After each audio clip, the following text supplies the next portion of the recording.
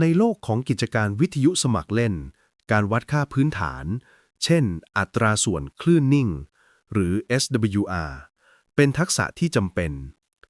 อย่างไรก็ตาม เครื่องมือวัด SWR แบบดั้งเดิมนั้น ให้ข้อมูลเพียงมิติเดียว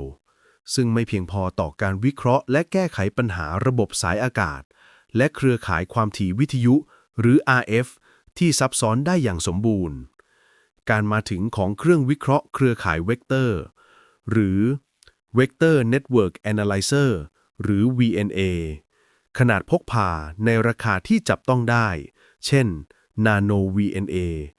ได้ปฏิวัติวงการและเปิดประตูสู่การวิเคราะห์เชิงลึกที่เคยจำกัดอยู่เฉพาะในห้องปฏิบัติการระดับมืออาชีพเท่านั้น รายงานฉบับนี้จะนำเสนอความรู้เชิงลึกเกี่ยวกับ VNA โดยเริ่มจากหลักการพื้นฐานไปจนถึงการประยุกต์ใช้งานจริง เพื่อให้นักวิทยุสมัครเล่นสามารถใช้ประโยชน์จากเครื่องมืออันทรงพลังนี้ได้อย่างเต็มศักยภาพ เครื่องมือวัด SWR ทั่วไปเป็นเครื่องมือประเภท Scalar ซึ่งวัดได้เพียงขนาดหรือ Magnitude ของสัญญาณสะท้อนกลับเท่านั้น มันสามารถบอกได้ว่าระบบสายอากาศมีการ match impedance ที่ดีหรือไม่ แต่ไม่สามารถบอกได้ว่าทำไมการ match จึงไม่ดี ในทางตรงกันข้าม VNA เป็นเครื่องมือที่ให้ข้อมูลที่สมบูรณ์กว่ามาก โดยสามารถจำแนกลักษณะเฉพาะของเครือข่าย RF หรือ RF Network ได้อย่างครอบคลุม คำว่าเครือข่าย RF ในที่นี้หมายถึงอุปกรณ์หรือระบบใดๆ ที่มีปฏิกิริยากับสัญญาณ RF ตั้งแต่สายอากาศ สายนำสัญญาณ ไปจนถึงวงจรกรองความถี่หรือฟิลเตอร์ และวงจรขยายสัญญาณหรือ Amplifier การมีความสามารถในการวิเคราะห์เครือข่ายเหล่านี้อย่างละเอียดทำให้นักวิทยุสมัครเล่นสามารถออกแบบ สร้างและปรับปรุงอุปกรณ์ของตนเองได้อย่างแม่นยำและมีประสิทธิภาพมากขึ้น หัวใจของการทำงานของ VNA คือการที่มันมีทั้งแหล่งกำเนิดสัญญาณหรือที่เรียกว่าสิ่งกระตุ้นหรือ stimulus และชุดภาครับสัญญาณหรือ receiver อยู่ภายในเครื่องเดียวกัน กระบวนการวัดเริ่มต้นขึ้นเมื่อ VNA สร้างสัญญาณที่ทราบค่าคุณลักษณะคือความถี่และกำลังส่งอย่างแม่นยำแล้วส่งเข้าไปในอุปกรณ์ที่ต้องการทดสอบหรือ DUT สัญญาณนี้เรียกว่าคลื่นตกกระทบหรือ incident wave เมื่อคลื่นตกกระทบเดินทางไปถึง DUT ส่วนหนึ่งของพลังงานจะถูกสะท้อนกลับมายังแหล่งกำเนิดเนื่องจากความไม่เข้ากันของ impedance หรือ impedance mismatch คลื่นที่สะท้อนกลับมานี้เรียกว่าคลื่นสะท้อนหรือ reflected wave ในขณะเดียวกันพลังงานส่วนที่เหลือจะเดินทางผ่าน DUT ไปยังปลายทางซึ่งเรียกว่าคลื่นที่ส่งผ่านหรือ transmitted wave VNA จะใช้ภาครับสัญญาณที่แม่นยำในการวัดคลื่นทั้ง3นี้หรืออย่างน้อยคือคลื่นตกกระทบและคลื่นสะท้อนสำหรับพอร์ตเดียวและคลื่นที่ส่งผ่านสำหรับ2พอร์ตเพื่อคำนวณหาคุณลักษณะของ DUT แนวคิดนี้สามารถเปรียบเทียบได้กับแสงที่ส่งไปยังเลนส์แก้วส่วนหนึ่งของแสงจะสะท้อนออกจากผิวเลนส์นั่นคือคลื่นสะท้อนในขณะที่ส่วนใหญ่จะเดินทางผ่านเลนส์ไปนั่นคือคลื่นที่ส่งผ่านความแตกต่างที่สำคัญที่สุดระหว่าง VNA กับเครื่องมือวัดแบบ Scalar คือความสามารถในการวัดแบบเวกเตอร์ซึ่งหมายถึงการวัดค่าที่มีทั้งขนาดและเฟสขนาดคือความแรงของสัญญาณในขณะที่เฟสคือความสัมพันธ์ทางเวลาของสัญญาณเมื่อเทียบกับสัญญาณอ้างอิงการทราบค่าทั้งสองนี้ทำให้สามารถจำแนกลักษณะของอุปกรณ์ได้อย่างสมบูรณ์ตัวอย่างเช่นหากเครื่องมือวัด SWR แสดงค่า 1.5 ต่อ 1เราจะรู้เพียงว่ามีการสะท้อนกลับของพลังงานเกิดขึ้นแต่เราไม่รู้สาเหตุที่แท้จริงแต่ VNA จะแสดงให้เห็นว่า impedance ที่ไม่แมทช์นั้นมีลักษณะเป็นตัวเก็บกระจุหรือเป็นตัวเหนี่ยวนำผ่านการวัดเฟสของคลื่นสะท้อนข้อมูลเวกเตอร์นี้เป็นกุญแจสำคัญในการวินิจฉัยปัญหาและทำการปรับแก้ได้ตรงจุดแทนที่จะต้องลองผิดลองถูกเช่นการปรับความยาวของสายอากาศ ข้อมูลเฟสจะบอกได้ทันทีว่าสายอากาศนั้นสั้นไป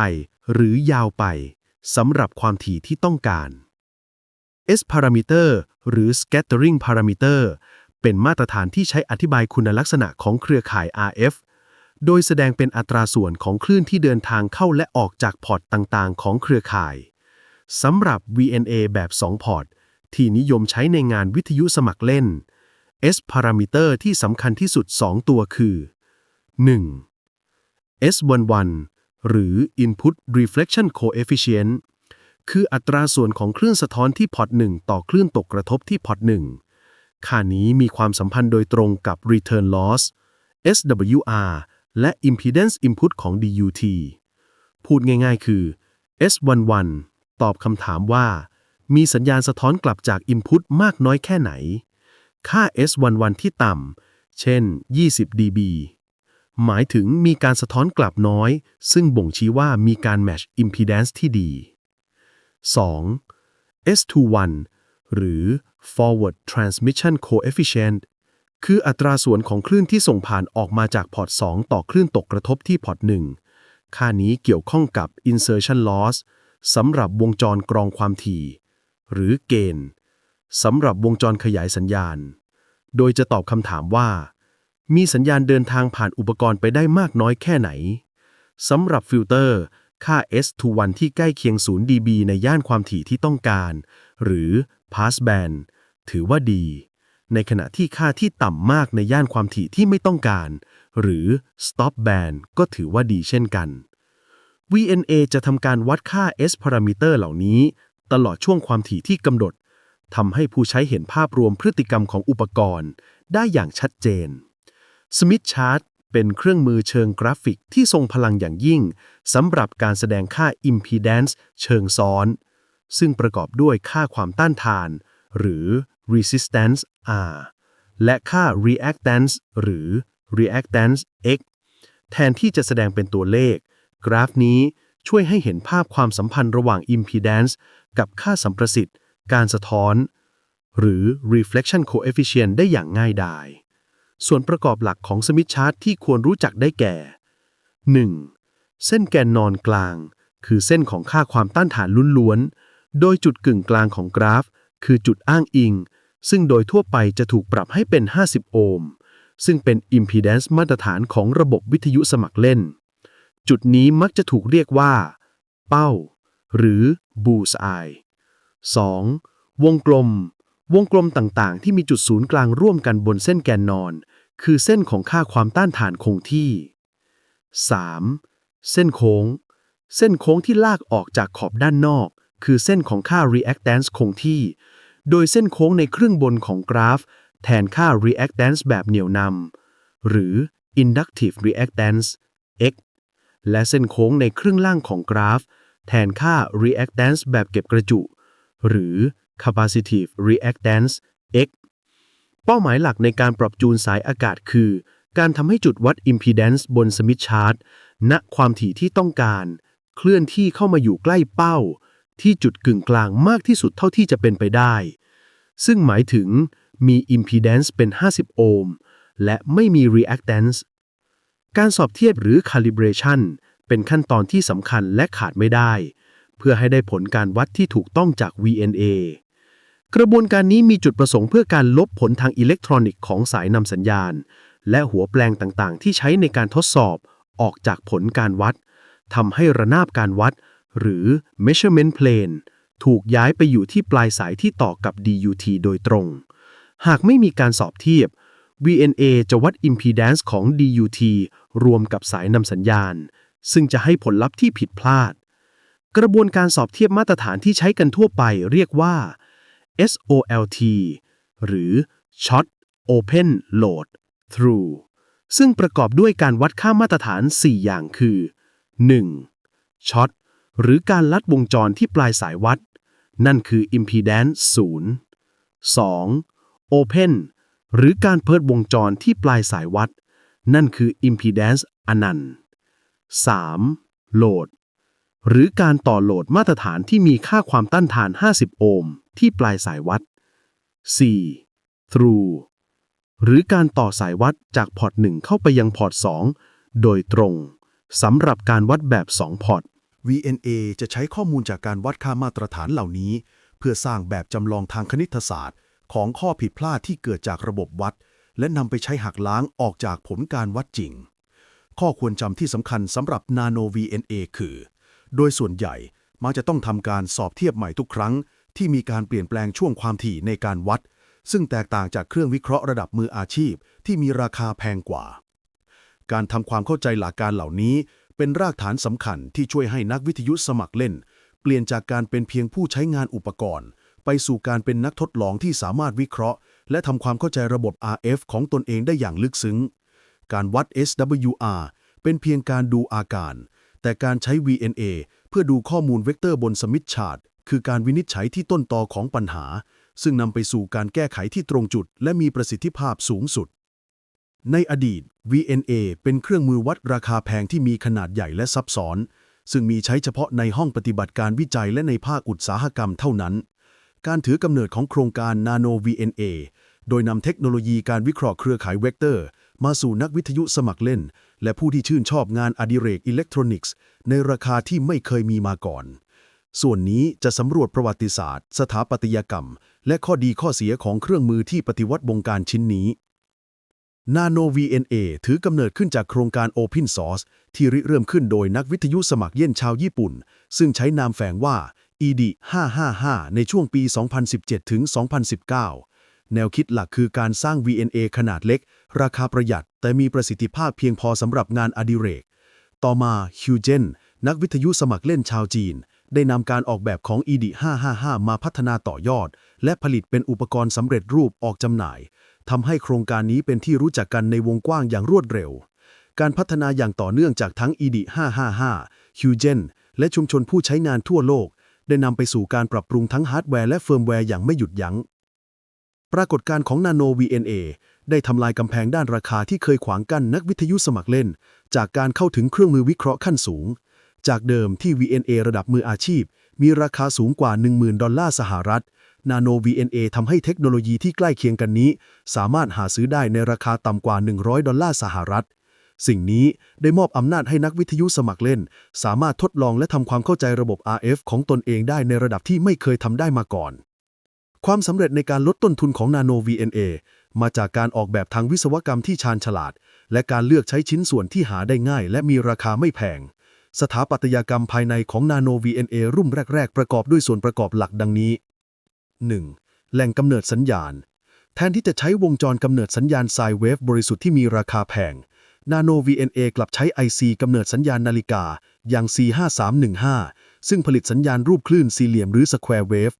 แม้ว่าสัญญาณรูปคลื่นสี่เหลี่ยมจะมีฮาร์โมนิกที่ไม่ต้องการปะปนอยู่ แต่มันก็เพียงพอสำหรับการวัดอุปกรณ์แบบพาสซีฟ เช่นสายอากาศและฟิลเตอร์ และเป็นหัวใจสำคัญที่ช่วยลดต้นทุนได้อย่างมหาศาล 2. ภาครับสัญญาณ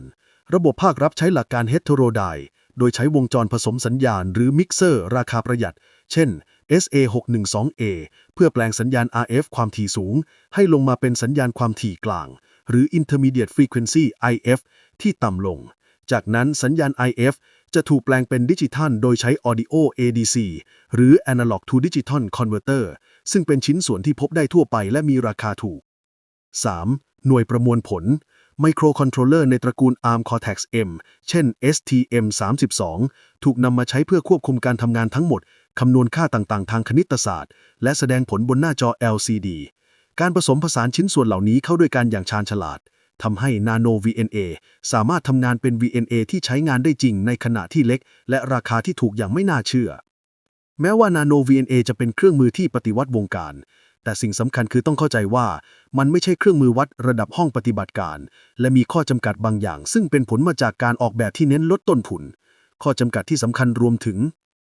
1. ช่วง Dynamic Range คือความสามารถในการวัดสัญญาณที่อ่อนมากในขณะที่มีสัญญาณที่แรงอยู่ด้วย Nano VNA รุ่นแรกๆมีช่วง Dynamic Range ที่จำกัดโดยเฉพาะที่ความถี่สูง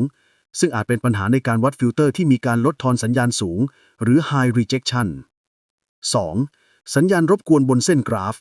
ผลการวัดที่แสดงบนหน้าจออาจมีความไม่นิ่งหรือมีสัญญาณรบกวนปรากฏอยู่ ซึ่งเป็นผลมาจากคุณภาพของชิ้นส่วนและการป้องกันสัญญาณรบกวนภายในที่ไม่ดีเท่าเครื่องมือราคาแพง 3. การใช้ฮาร์โมนิกเพื่อให้สามารถวัดความถี่ที่สูงเกินกว่าความสามารถพื้นฐานของวงจรกำเนิดสัญญาณ Nano VNA รุ่นแรกๆ เช่นตระกูล H จะใช้สัญญาณฮาร์โมนิกลำดับที่ 3 หรือ 5 ในการวัด วิธีนี้แม้จะช่วยขยายย่านความถี่ในการวัดได้จริง แต่ก็ต้องแลกมากับความแม่นยำและช่วง Dynamic Range ที่ลดลงอย่างมาก เมื่อเทียบกับการใช้สัญญาณความถี่หลักหรือ Fundamental โดยตรง 4. การทนทานทางกายภาพ Nano VNA หลายรุ่นมาในกล่องพลาสติกพร้อมสวิตช์และคอนเนคเตอร์ที่ค่อนข้างบอบบางทำให้เหมาะสำหรับการใช้งานบนโต๊ะทดลองมากกว่าการนำไปใช้งานภาคสนามที่สมบุกสมบัน ปรัชญาการออกแบบของ Nano VNA คือมุ่งเน้นประสิทธิภาพที่ดีพอสำหรับการใช้งานส่วนใหญ่ของนักวิทยุสมัครเล่น เช่นการปรับจูนสายอากาศ แทนที่จะมุ่งเน้นประสิทธิภาพที่สมบูรณ์แบบ ซึ่งจำเป็นสำหรับวิศวกรในห้องปฏิบัติการ การยอมรับข้อจำกัดเหล่านี้ และเลือกใช้เครื่องมือให้เหมาะสมกับงาน คือกุญแจสำคัญที่ช่วยให้ใช้ประโยชน์จาก Nano VNA ได้อย่างมากที่สุด มันได้พิสูจน์ให้เห็นว่า เครื่องมือไม่จำเป็นต้องสมบูรณ์แบบ เพื่อที่จะมีประโยชน์อย่างมหาศาล และได้เปิดโอกาสให้ผู้คนจำนวนมากเข้าถึงเทคโนโลยีที่เคยอยู่ไกลเอื้อมมือ การประยุกต์ใช้ Nano VNA ในงานที่พบบ่อยที่สุดสำหรับนักวิทยุสมัครเล่น นั่นคือการวิเคราะห์และปรับจูนสายอากาศ การทำความเข้าใจขั้นตอนเหล่านี้ จะช่วยให้ผู้ใช้สามารถเปลี่ยนจากการวัดค่า SWR แบบง่ายๆ ไปสู่การวินิจฉัยและปรับปรุงประสิทธิภาพของสายอากาศได้อย่างแท้จริง ก่อนที่จะทำการวัดใดๆ การตั้งค่าเครื่องและการสอบเทียบที่ถูกต้อง เป็นสิ่งจำเป็นอย่างยิ่ง เพื่อให้ได้ผลลัพธ์ที่น่าเชื่อถือ ขั้นตอนแรกคือการกำหนดช่วงความถี่ที่ต้องการจะวัด ซึ่งเรียกว่าการตั้งค่าสติมูลัส โดยทั่วไปจะประกอบด้วยการกำหนดความถี่เริ่มต้นหรือ Start Frequency และความถี่สิ้นสุดหรือ Stop Frequency เช่นการต้องการวิเคราะห์สายอากาศสำหรับย่านความถี่ 2 เมตร หรือ 144 ถึง 146 เมกะเฮิรตซ์ อาจตั้ง Start ที่ 140 เมกะเฮิรตซ์ และ Stop ที่ 150 เมกะเฮิรตซ์ เพื่อให้เห็นพฤติกรรมของสายอากาศครอบคลุมทั้งย่านและบริเวณใกล้เคียง อย่างที่ได้กล่าวมาแล้ว การสอบเทียบเป็นขั้นตอนที่ขาดไม่ได้สำหรับการวัดพอร์ตเดียว เช่นการวัดสายอากาศ จะใช้การสอบเทียบแบบ SOL โดยมีขั้นตอนดังนี้ 1. เชื่อมต่อมาตรฐาน Open ต่ออุปกรณ์มาตรฐาน Open เข้ากับปลายสายเคเบิลที่ต่อกับพอร์ต CH0 ของ Nano VNA จากนั้นไปที่เมนู Calibration และกดที่ Open บนหน้าจอ รอจนกว่าเครื่องจะทำการวัดเสร็จ 2. เชื่อมต่อมาตรฐานช็อต ถอด Open ออก แล้วต่ออุปกรณ์มาตรฐานช็อตเข้าไปแทน จากนั้นกดที่ช็อตบนหน้าจอ 3. เชื่อมต่อมาตรฐานโหลด ถอดช็อตออก แล้วต่ออุปกรณ์มาตรฐานโหลดซึ่งมีค่า 50 โอห์มเข้าไปแทน จากนั้นกดที่โหลดบนหน้าจอ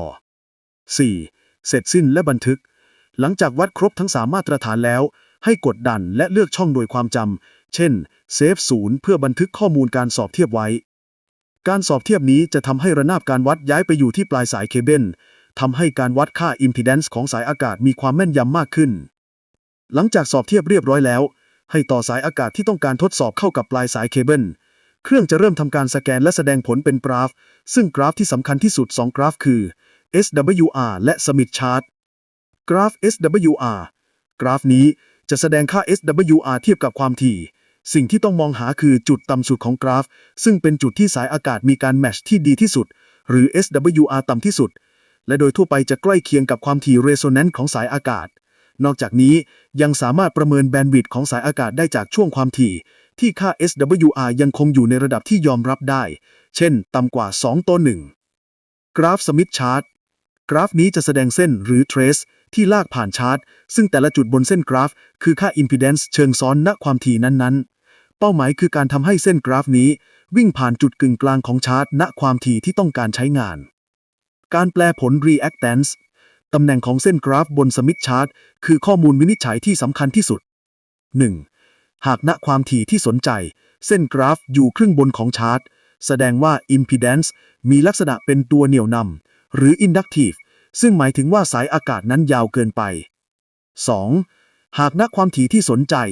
เส้นกราฟอยู่ครึ่งล่างของชาร์ต แสดงว่า Impedance มีลักษณะเป็นตัวเก็บประจุหรือ Capacitive ซึ่งหมายถึงว่าสายอากาศนั้นสั้นเกินไป ข้อมูลนี้ช่วยขจัดการเดาออกจากการปรับจูนสายอากาศได้อย่างสิ้นเชิง นี่คือตัวอย่างคลาสสิก สมมุติว่า สร้างสายอากาศไดโพลสำหรับย่าน 40 เมตร และต้องการใช้งานที่ความถี่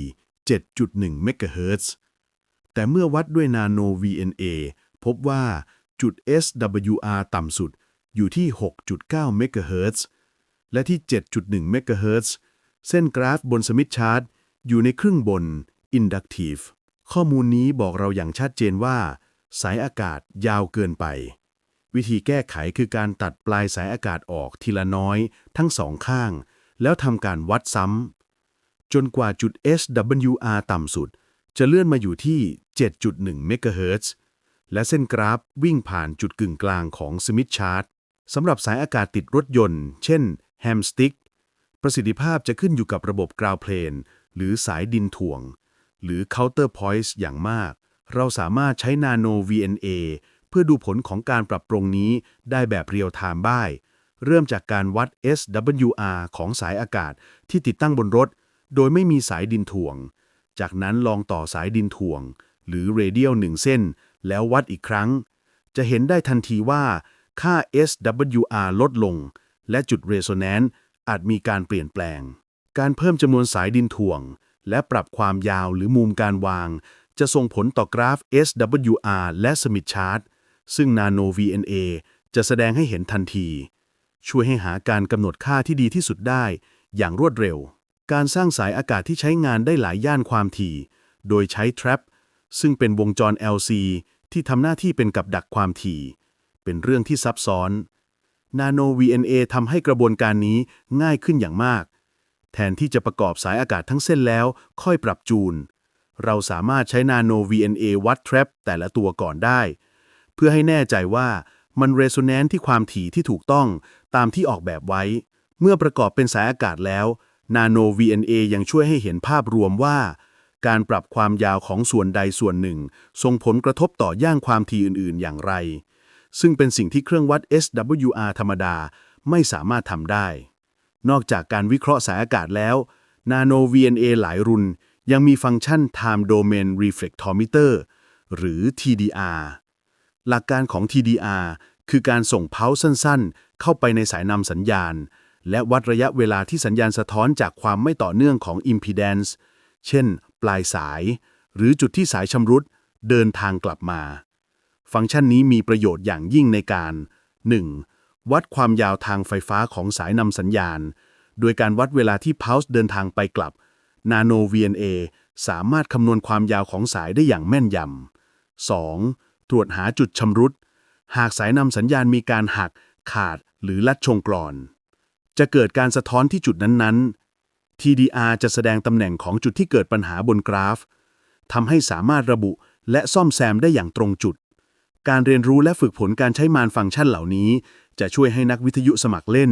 สามารถดูแลรักษาระบบสายอากาศทั้งหมดตั้งแต่ตัวสายอากาศไปจนถึงสายนำสัญญาณได้อย่างมีประสิทธิภาพและมั่นใจความสามารถของ Nano VNA ไม่ได้จำกัดอยู่เพียงแค่การวิเคราะห์สายอากาศเท่านั้น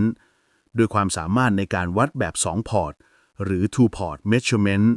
มันจึงกลายเป็นเครื่องมืออเนกประสงค์ในการจำแนกลักษณะเฉพาะของส่วนประกอบต่างๆในระบบ RF ซึ่งเปิดโอกาสให้นักวิทยุสมัครเล่นสามารถออกแบบทดสอบและตรวจสอบประสิทธิภาพของวงจรที่สร้างขึ้นเองได้ส่วนนี้จะสำรวจการประยุกต์ใช้งานขั้นสูงที่นอกเหนือไปจากการปรับจูนสายอากาศการวัดส่วนประกอบที่มีทั้ง Input และ Output เช่นฟิลเตอร์จำเป็นต้องใช้การวัดแบบ2พอร์ตหรือ Measurements ซึ่งเกี่ยวข้องกับการวัดพารามิเตอร์ S2 1 หรือ Forward Transmission โดยการต่อแหล่งกำเนิดสัญญาณของ VNA ที่พอร์ต 1 หรือ CH0 เข้ากับ Input ของอุปกรณ์และต่อ Output ของอุปกรณ์เข้ากับภาครับของ VNA ที่พอร์ต 2 หรือ CH1 วงจรกรองความถี่หรือฟิลเตอร์ Nano VNA เป็นเครื่องมือที่ยอดเยี่ยมในการทดสอบฟิลเตอร์ไม่ว่าจะเป็น Low Pass Filter High Pass Filter หรือ Band Pass Filter โดยการสแกนผ่านช่วงความถี่ที่สนใจและดูกราฟเราสามารถเห็นการตอบสนองความถี่หรือ Frequency Response ของฟิลเตอร์ได้อย่างชัดเจนสามารถวัดค่า Insertion Loss ในย่าน Pass Band และค่าการลดทอน Attenuation หรือ Rejection ในย่าน Stop Band ได้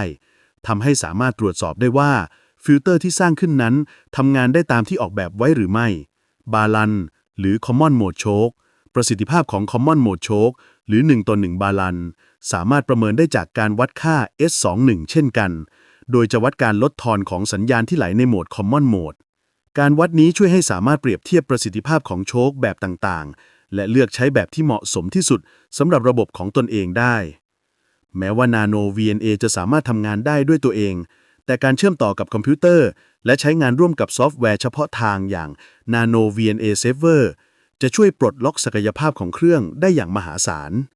Nano VNA Saver เป็นซอฟต์แวร์ฟรีที่ทำงานได้หลายแพลตฟอร์มและมอบข้อดีหลายประการ 1. เพิ่มความละเอียดในการวัด ข้อจำกัดอย่างหนึ่งของ Nano VNA เมื่อทำงานแบบ Standalone คือมีจำนวนจุดวัดได้เพียง 101 จุดต่อการสแกน 1 ครั้ง ซอฟต์แวร์ Nano VNA Saver สามารถเอาชนะข้อจำกัดนี้ได้ โดยการแบ่งช่วงความถี่กว้างๆ ออกเป็นส่วนย่อยๆ แล้วทำการสแกนทีละส่วน ก่อนที่จะนำผลลัพธ์มารวมกัน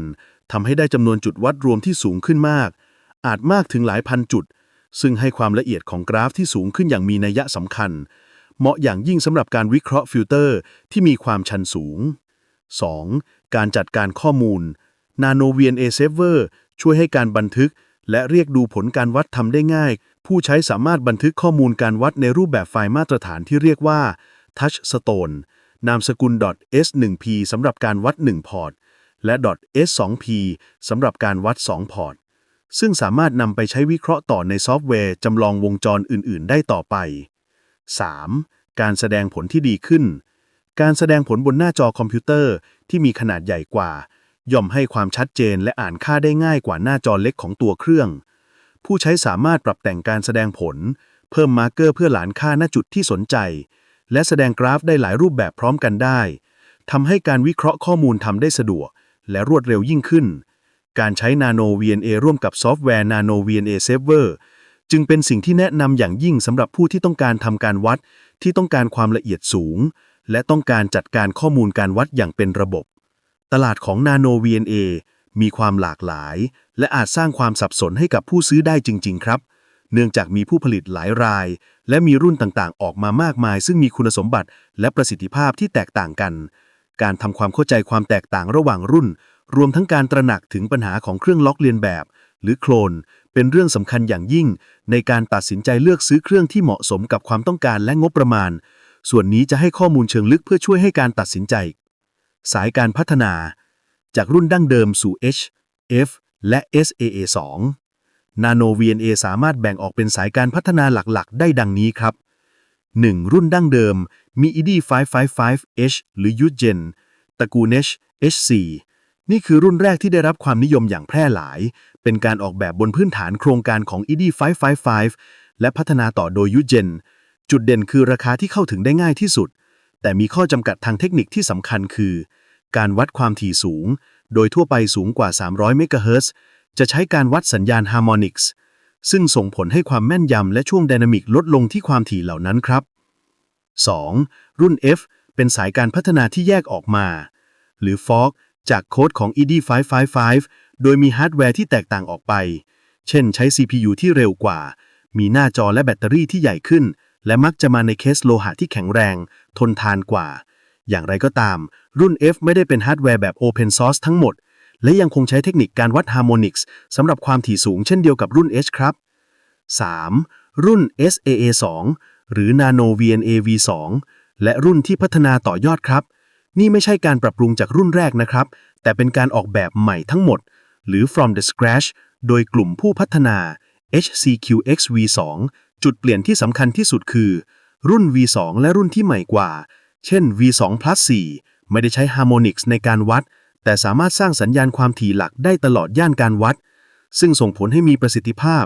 โดยเฉพาะช่วงไดนามิกและความแม่นยำที่ความถี่สูงดีกว่ารุ่น H และรุ่น F อย่างมีนัยสำคัญเนื่องจากการออกแบบของ Nano VNA รุ่นแรกๆเป็น Open Source ทำให้มีผู้ผลิตจำนวนมากผลิตเครื่องลอกเลียนแบบออกมาจำหน่าย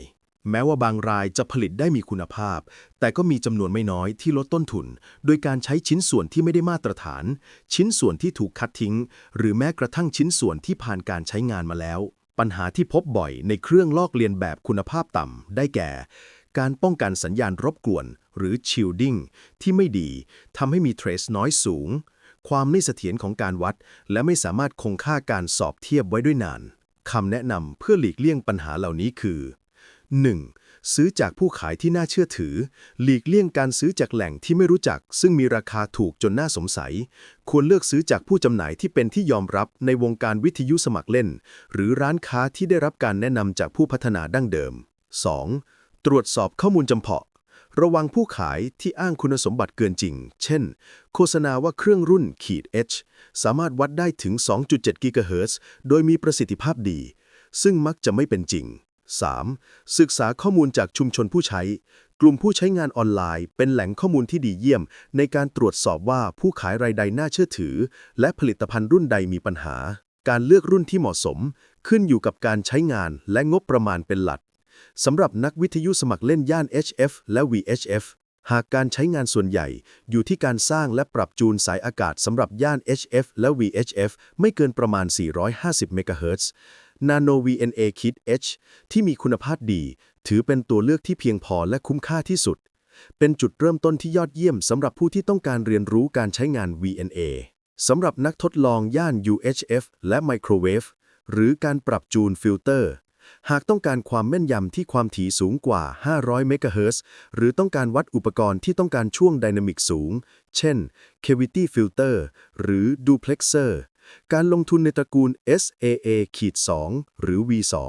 โดยเฉพาะรุ่น V2 Plus 4 เป็นสิ่งที่จำเป็นอย่างยิ่ง เนื่องจากประสิทธิภาพที่เหนือกว่าจากการใช้ความถี่หลักในการวัด สำหรับใช้งานภาคสนาม รุ่นที่มีหน้าจอขนาดใหญ่ ตัวเครื่องเป็นโลหะและมีแบตเตอรี่ความจุสูง เช่นรุ่น F หรือ SAA-2N จะมีความสะดวกในการใช้งานนอกสถานที่มากกว่า อย่างไรก็ตาม ควรตระหนักว่า Nano VNA ทุกรุ่นมีความบอบบางกว่าเครื่องวิเคราะห์สายอากาศที่ออกแบบมาเพื่องานภาคสนามโดยเฉพาะ การตัดสินใจซื้อ Nano VNA จึงเป็นกระบวนการที่ต้องพิจารณา 2 มิติควบคู่กันไป คือการเลือกสายการออกแบบที่ตรงกับความต้องการทางเทคนิค และการเลือกผู้จำหน่ายที่น่าเชื่อถือ เพื่อให้มั่นใจว่าจะได้รับผลิตภัณฑ์ที่มีคุณภาพตามการออกแบบนั้น ในปัจจุบัน การจัดหา Nano VNA ในประเทศไทย สามารถทำได้โดยสะดวกผ่านแพลตฟอร์มอีคอมเมิร์ซยอดนิยม จากการสำรวจพบว่ามี Nano VNA หลากหลายรุ่นวางจำหน่าย ตั้งแต่รุ่นพื้นฐานราคาประหยัด ไปจนถึงรุ่น V2 ที่มีประสิทธิภาพสูง อย่างไรก็ตาม ผู้ซื้อควรใช้ความระมัดระวังอย่างยิ่ง เนื่องจากตลาดออนไลน์เหล่านี้เต็มไปด้วยผู้ขายจำนวนมาก และมีโอกาสสูงที่จะพบกับเครื่องลอกเลียนแบบคุณภาพต่ำปะปนอยู่ ข้อแนะนำในการเลือกซื้อผ่านช่องทางเหล่านี้คือ 1. อ่านรีวิวและคะแนนผู้ขาย เลือกร้านค้าที่มีประวัติการขายที่ดี และมีรีวิวในเชิงบวกจากผู้ซื้อรายอื่น 2. เปรียบเทียบราคาอย่างหมเหตุผล หากพบร้านที่ขายในราคาที่ต่ำกว่าท้องตลาดอย่างมาก ควรตั้งข้อสงสัยไว้ก่อนว่า อาจเป็นสินค้าที่ไม่ได้คุณภาพ 3. ตรวจสอบรายละเอียดสินค้า อ่านคำอธิบายสินค้าและข้อมูลจำเพาะ และมองหารูปภาพของแผงวงจรภายใน ถ้ามี เพื่อเปรียบเทียบกับการออกแบบที่เป็นมาตรฐาน 4. พิจารณาผู้ขายในประเทศ การซื้อจากผู้ขายในประเทศอาจมีราคาสูงกว่าเล็กน้อย แต่มีข้อดีในเรื่องความรวดเร็วในการจัดส่ง และการติดต่อประสานงานหากเกิดปัญหา การเรียนรู้และแลกเปลี่ยนประสบการณ์เป็นส่วนสำคัญของกิจการวิทยุสมัครเล่น สำหรับผู้ใช้งาน Nano VNA ในประเทศไทย มีชุมชนและแหล่งข้อมูลหลายแห่งที่สามารถเข้าร่วมเพื่อขอคำแนะนำและแบ่งปันความรู้ได้ 1. สมาคมและชมรมวิทยุสมัครเล่น สมาคมวิทยุสมัครเล่นแห่งประเทศไทยในพระบรมราชูปถัมภ์หรือ RAST และสมาคมหรือชมรมวิทยุสมัครเล่นในจังหวัดต่างๆ เป็นศูนย์กลางของกิจกรรมและองค์ความรู้ การเข้าร่วมกิจกรรมของสมาคมเหล่านี้เป็นโอกาสที่ดีในการพบปะและเรียนรู้จากผู้มีประสบการณ์ 2. กลุ่มบนโซเชียลมีเดียFacebook มีกลุ่มสำหรับนักวิทยุสมัครเล่นชาวไทยจำนวนมาก ซึ่งเป็นพื้นที่สำหรับการถามตอบปัญหา แลกเปลี่ยนเทคนิค และซื้อขายอุปกรณ์ รวมทั้ง Nano VNA 3. วิดีโอสอนการใช้งานภาษาไทย บน YouTube มีนักวิทยุสมัครเล่นชาวไทยหลายท่าน ได้จัดทำวิดีโอสาธิตการใช้งาน Nano VNA ตั้งแต่การสอบเทียบพื้นฐาน ไปจนถึงการประยุกต์ใช้งานต่างๆ การค้นหาด้วยคำว่า วิธีใช้ Nano VNA หรือรีวิว Nano VNA จะพบแหล่งข้อมูลที่เป็นประโยชน์จำนวนมาก ซึ่งช่วยให้เข้าใจการใช้งานได้ง่ายขึ้น โดยสรุปแล้ว Nano VNA ไม่ใช่เพียงอุปกรณ์เสริมชิ้นใหม่ มันเป็นเครื่องมือเพื่อการศึกษาที่ทรงพลังที่ช่วยให้ผู้ใช้งานก้าวข้ามจากการเป็นเพียงผู้ใช้วิทยุ ไปเป็นนักทดลองที่สามารถทำความเข้าใจหลักการทำงานของสายอากาศและวงจร RF ได้อย่างลึกซึ้ง ความสามารถในการแสดงผลข้อมูล Impedance เชิงซ้อนแบบ Real Time บนสมิธชาร์ตได้ เปลี่ยนแปลงกระบวนการสร้างและปรับจูนสายอากาศ จากการลองผิดลองถูกที่ต้องอาศัยโชคช่วย ให้กลายเป็นการทำงานเชิงวิศวกรรมที่มีข้อมูลรองรับ และสามารถคาดการณ์ผลลัพธ์ได้ ด้วยราคาที่เข้าถึงได้ และฟังก์ชันการทำงานที่หลากหลาย Nano VNA จึงถือเป็นเครื่องมือที่จำเป็นและขาดไม่ได้สำหรับนักวิทยุสมัครเล่นยุคใหม่ทุกคนที่มีความจริงจังในการสร้าง ทดสอบ และพัฒนาระบบสถานีของตนเองให้มีประสิทธิภาพสูงสุด